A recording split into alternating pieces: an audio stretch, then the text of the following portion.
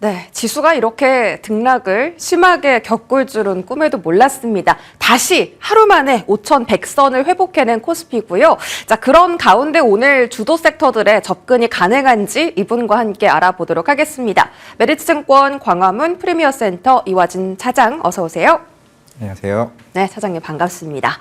자, 저희 코스피 이렇게 탄력적일 수가 있을까요? 개인 투자자분들의 승리입니다. 어제 사셨던 분들 오늘 하루 만에 전보다 수익이 크게 나셨을 것 같아요. 자, 코스피 지금 4% 급등하면서 매수 사이드카 발동됐죠. 그 가운데 오늘 시장을 주도하는 게 반도체 투톱입니다.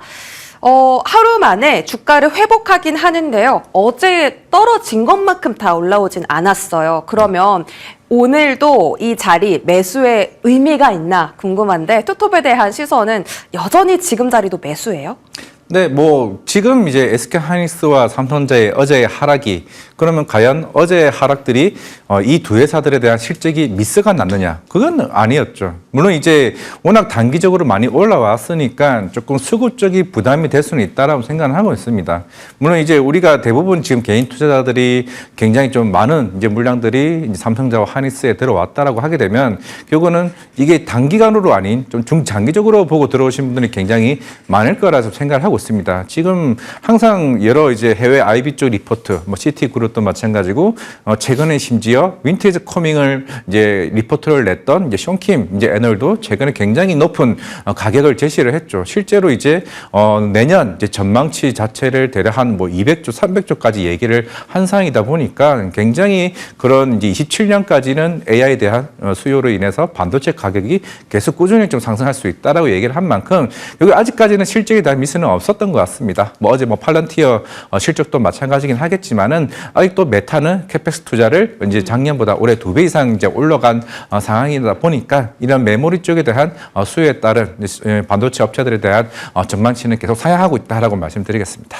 앞으로도 이런 뭐 금리 인상에 대한 리스크가 반도체 투톱을 조여오는 일은 없을까요? 그냥 이대로 편안하게 상반기 들고 가면 돼요, 반도체? 이게 결국에는 뭐 케빈 호시가 이제 금융 위기 때 이제 관련해서 이제 인플레이션 뭐 억제를 위해서 뭐 금리에 대한 뭐 멘트를 좀 해왔었기 때문에 뭐 그런 어제에 대한 시장에서 얘기가 나오긴 했었지만은 실질적으로 지금 시장은 이제 뭐 향후에 뭐 상반기에 뭐 CPI나 이제 PC 데이터가 나오기는 하겠지만은 이거 뭐 파월 의장도 마찬가지긴 했지만은 보통 상반기 내에 특히 PC 물가 지표도 한 3.4%가 정점이라고 얘기를 했습니다. 아마 이번 1월, 2월 달 같은 경우는 한파 영향으로 에너지 효과가 좀 영향은 좀 있긴 하겠지만은 생각보다 물가가 그렇게 많이 올라가지는 않을 것 같아요. 그렇다면 금리 인상에 대한 조금 그 스탠스 자체는 그렇게 빠르게 올라갈 가능성이 굉장히 낮다라고 보고 있다라고 하게 되면 물론 추후에 청문회도 있을 거고 상원에 대한 이제 그 효과도 좀 있는 좀 상황이긴 하겠지만은 지금 당장으로 케빈 호시에 대한 영향력은 생각보다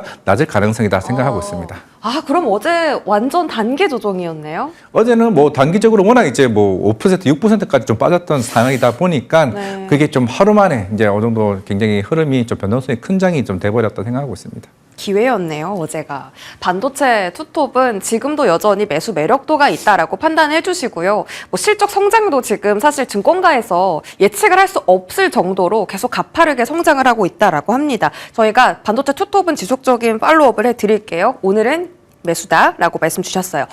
테마 안에서 기판, 일단 기판 쪽은 조금 종목 차별화가 강해지는 것 같아요. 최근에는 대덕전자의 호실적 속에서 대덕전자가 급등을 했었고 이제 코리아 서킷은 사실 반도체 투톱보다 더 탄력적인 움직임을 보여줬잖아요. 이렇게 최근에 많이 오른 종목들보다는 기판 안에서 뭐 이수페타시스라든지 우리가 기대하는 CCL 쪽 두산 이쪽은 생각보다는 좀 시세가 부족한 것 같아요. 네. 오히려 시장 관심 없을 때 지금 수급이 들어오지 않는 기판 쪽을 봐야 될까요?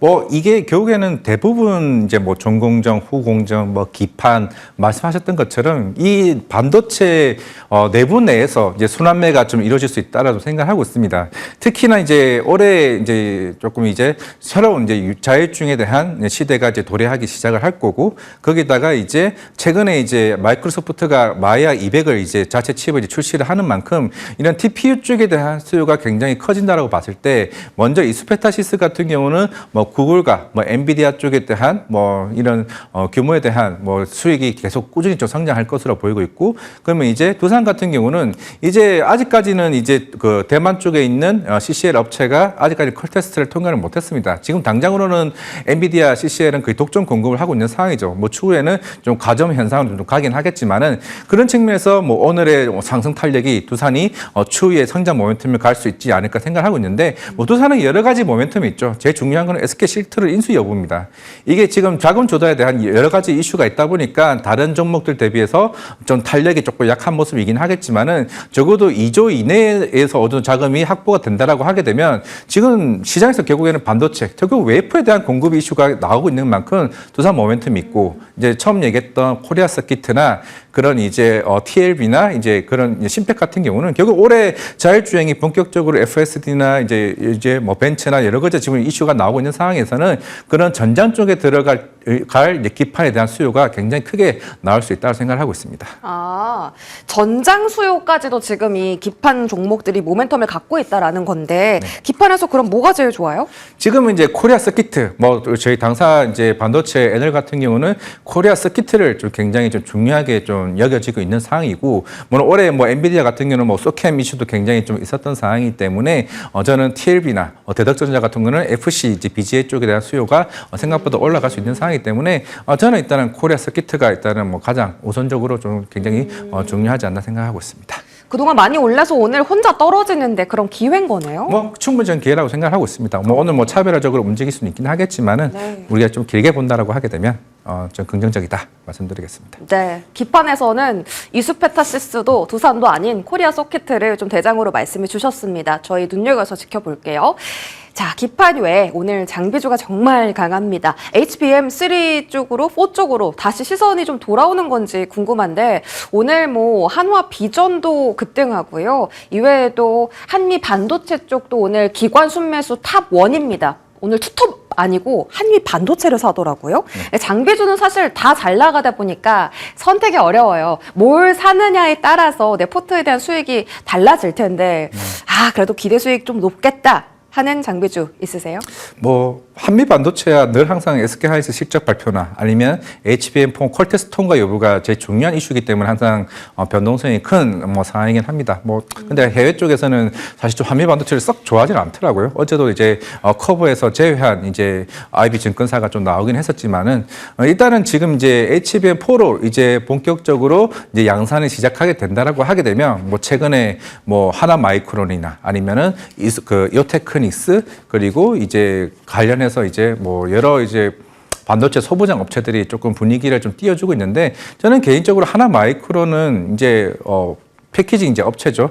이제 SK 하이닉스 쪽에 비중이 점차적으로 이제 늘어나고 있는 상황에서 삼성전자까지 이제 커버를 하고 있는 상황이기 때문에 결국은 이제 새로운 이제 증설에 따른 이제 패키징 쪽에 대한 수요가 올해 한 2분기, 3분기 쪽으로 굉장히 좀 몰릴 가능성이 있기 때문에 뭐 탑픽으로 본다면 하나 마이크론 말씀드리겠습니다. 그러면 삼성하고 하이닉스 밸류체인을 같이 갖고 있는 종목이 조금 더 유리하다라는 거네요. 네, 맞습니다. 하나 마이크론 말씀 주셨고, 베트남 법인 문제 때문에 사실 많이 못 올랐다가 이제는 그런 부분 다 해소하고 이제 날아갈 일만 남은 거예요? 네, 그렇죠. 뭐 올해 같은 경우는 생각보다 그런 이제 루빈 플랫폼에 대한 양산 시기가 뭐 작년부터 뭐 지연될 수 있다는 얘기는 나왔지만은 그게 뭐 전선랑 대표가 좀 더 시기를 좀 땡길 부분이 있다고 생각했고, 먼저 삼성전자가 일단 통과를 한 상황이기 때문에 그러면 이제 SK 하이닉스도 거의 2월 초쯤으로 본다라고 했을 때 생각보다 그 시기가 빨라지면은 오히려 이제 하나 마이크론에 대한 뭐 긍정적인 모멘텀이 부각될 수 있다고 생각하고 있습니다.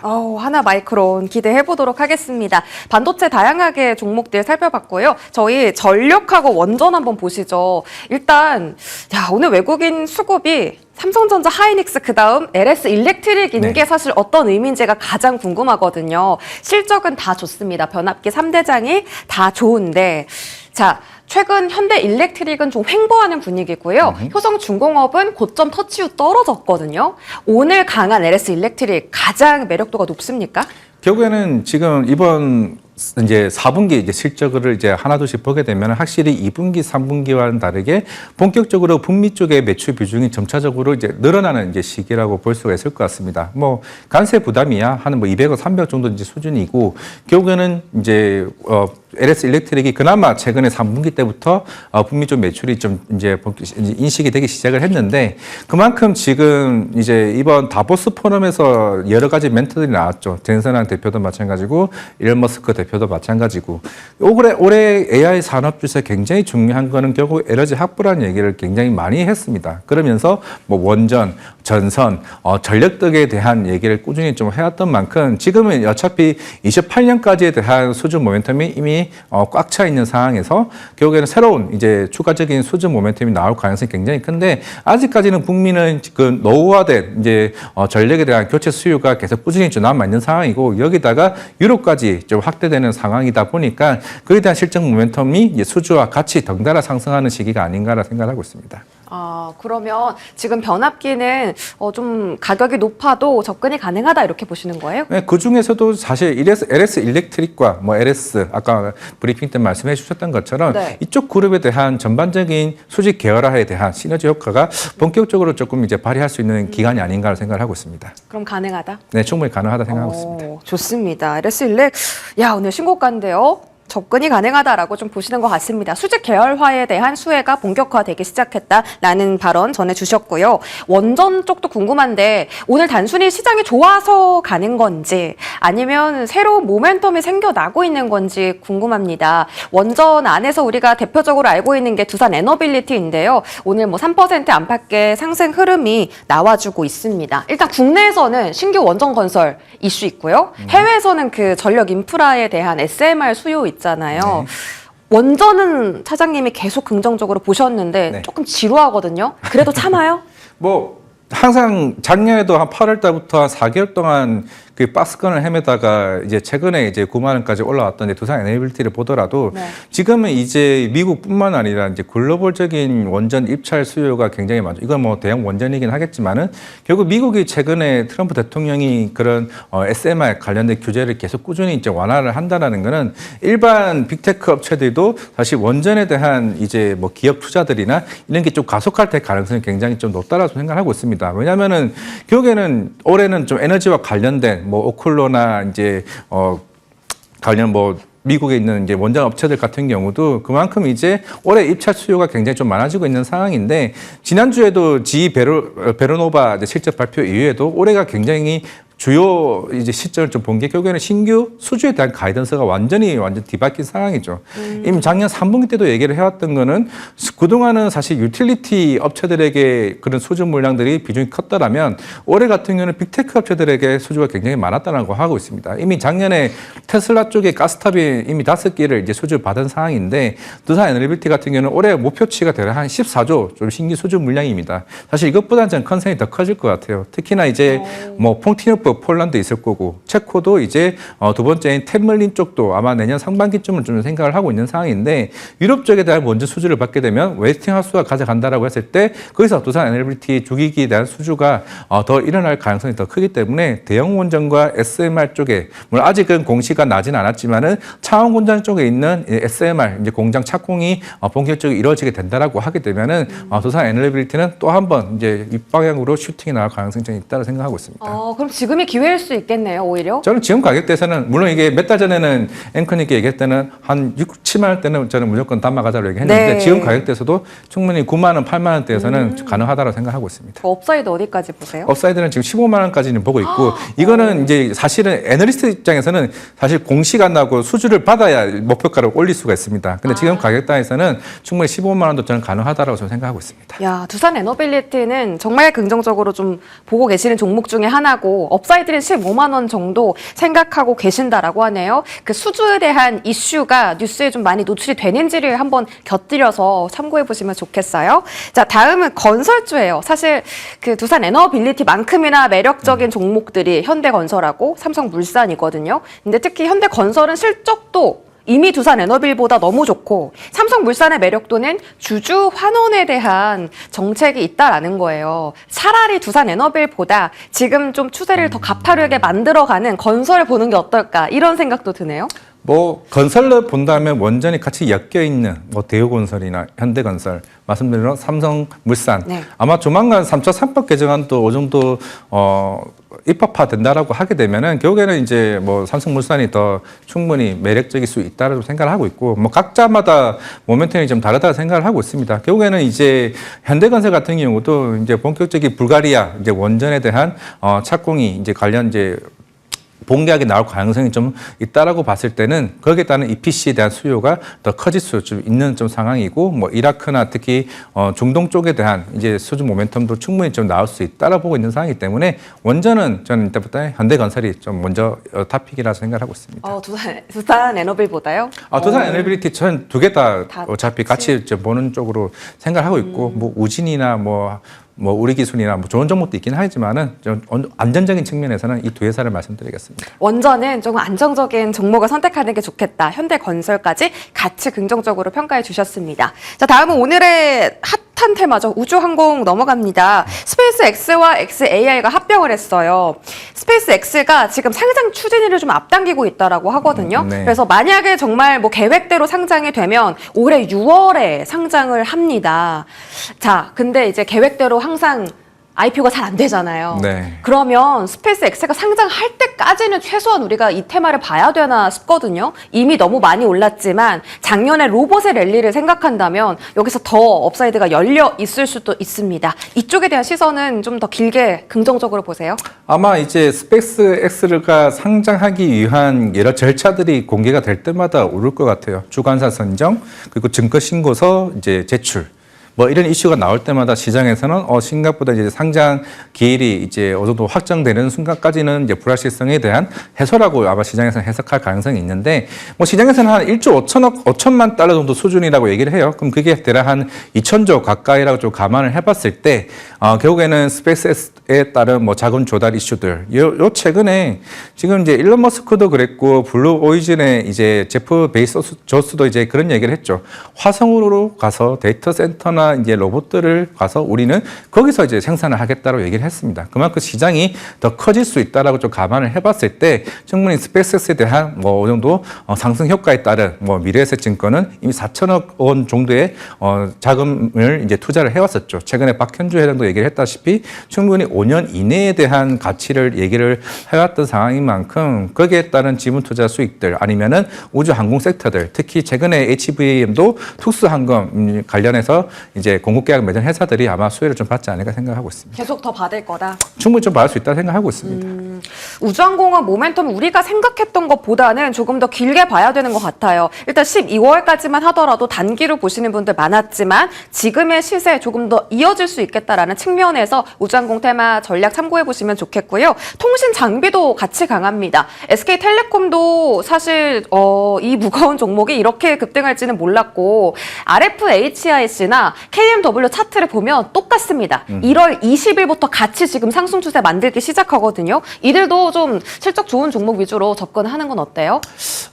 우리가 참 5G 때는 우리가 한 2020년, 19년도에는 이제 사실 기대감으로 주가가 올랐다가 사실 생각보다 이제 거기에 따른 수주나 실적에 대한 이제 계산세가 그렇게 좀 안 보였다 보니까 그동안 주가가 좀 많이 빠졌는데 확실히 지금은 이제 그런 AI 쪽에 대한 인프라 이슈가 계속 부각이 되어 왔고 그러면서 이제 우주항공 이제 본격적으로 이제 스타링크가 이제 시장에서 이제 시작이 됐고 우리나라도 아마 올해부터는 스타링크가 이제 출시가 될 것으로 보고 있습니다. 그런 측면에서 이제 뭐 SK 뭐 텔레콤이나 아니면은 이제 그 KNW 같은 여러 이제 위성 안테나 쪽으로 이제 강한 이제 공급 계약 이슈가 부각이 될 가능성이 좀 있다라고 봤을 때는 우리가 워낙 이제 오랜 기간 통신주에 대한 조금 기대감이 많이 좀 없어지기도 했죠. 없어지기도 한 상황이기 때문에 오히려 그런 측면에서 그동안 이제 코스트 정책과 맞물리는 측면에서 어떻게 보면 통신 장비주도 사실 떼어놓고 가기는 쉽지 않은 상황이기 때문에 이거는 좀 제가 봤을 때는 조금 더 숫자나 아니면 공급 계약이나 이런 이슈들을 조금 더 확인하고 가는